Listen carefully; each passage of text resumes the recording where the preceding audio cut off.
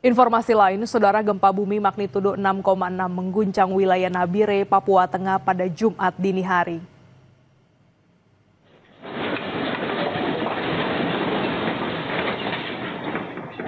Gempa magnitudo 6,6 terjadi Jumat dini hari di Nabire, Papua Tengah. Guncangan gempa terasa cukup kuat, mengagetkan masyarakat. Banyak warga yang masih tertidur lelap terbangun dan berhamburan keluar rumah. Banyak rumah warga sempat bergetar, benda berjatuhan, dan juga beberapa kaca jendela rusak. Ya Allah.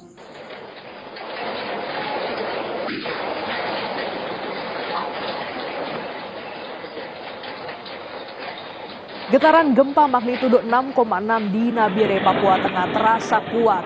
Nampak bangunan rumah dan mobil yang terparkir di luar rumah pun bergetar. Akibat guncangan gempa, warga pun masih bertahan di luar rumah dan memilih berjaga di luar rumah. Situasi kelapa dua.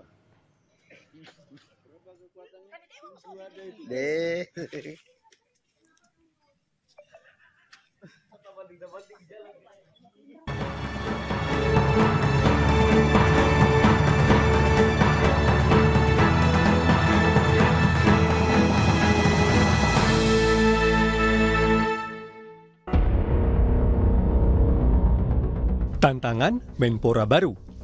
Presiden Prabowo Subianto akhirnya menunjuk Erick Thohir sebagai Menteri Pemuda dan Olahraga. Tugas berat menanti mantan Presiden Inter Milan ini.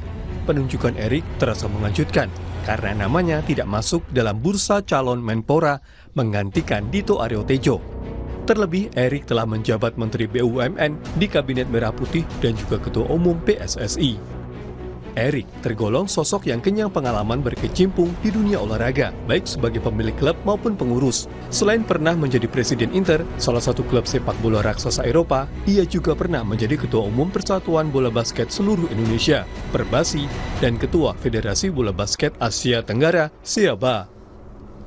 Saat ini Erick juga masih tercatat sebagai pemilik klub Oxford United yang bermain di Liga Championship, divisi kedua Liga Inggris. Dengan rekam jejak tersebut, Erick diharapkan mampu mendongkrak prestasi olahraga Indonesia di tengah tantangan yang semakin berat. Posisinya sebagai Ketua Umum PSSI barangkali akan memunculkan kontroversi. Ia tidak boleh menganak emaskan sepak bola karena sebagai Menpora, Erick wajib memberikan perhatian yang adil kepada semua cabang olahraga.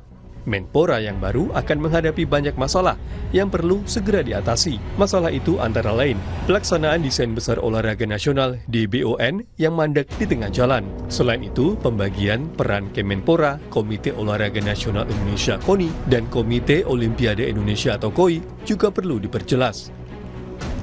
Erick juga harus memiliki komitmen kuat terhadap pembinaan olahraga dalam negeri selama menjabat Ketua Umum PSSI.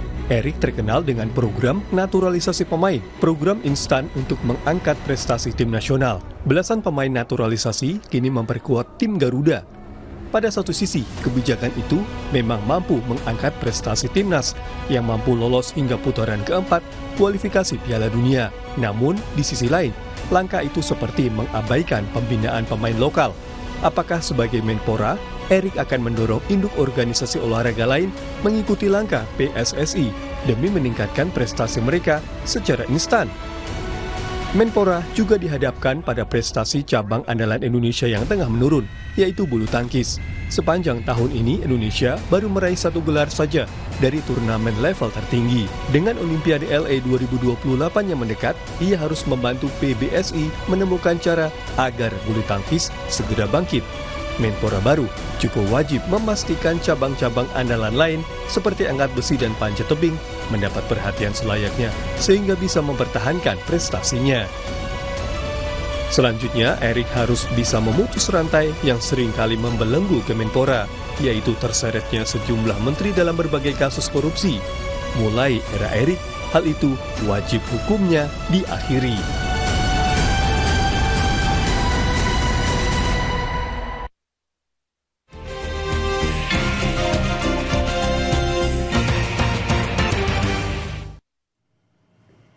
Saudara, kami ajak Anda melihat informasi di Harian Kompas edisi Jumat 19 September 2025.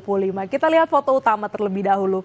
Ini merupakan pembangunan jalan tol Yogyakarta-Bawen. Pembangunan proyek jalan tol Yogyakarta-Bawen seksi 1 Sleman Banjarjo yang melintang di atas selokan Mataram di Kecamatan Seyegan, Sleman, Daerah Istimewa Yogyakarta. Jalan tol ini sejauh 8,8 km dan seksi 6 Ambarawa Bawen sejauh 5,2 km ditargetkan selesai dibangun pada Desember 2025 agar dapat digunakan pada masa libur Natal dan Tahun Baru.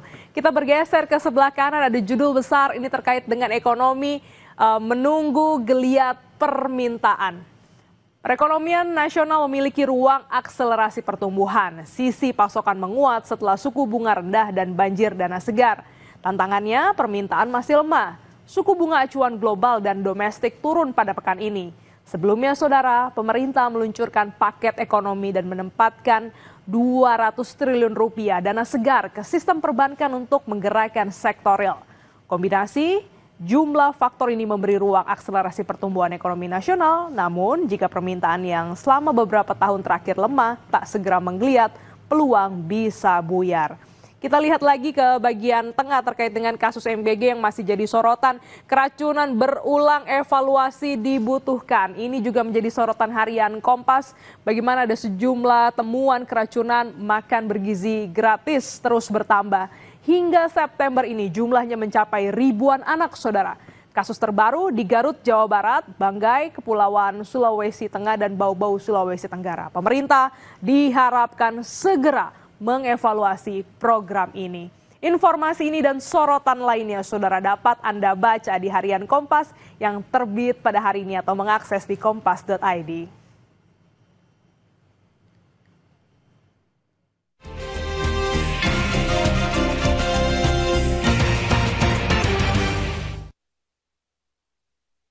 Diduga keracunan setelah menyantap makan bergizi gratis di Garut, Jawa Barat. 16 siswa masih dirawat di Puskesmas Kadung Ora, Garut.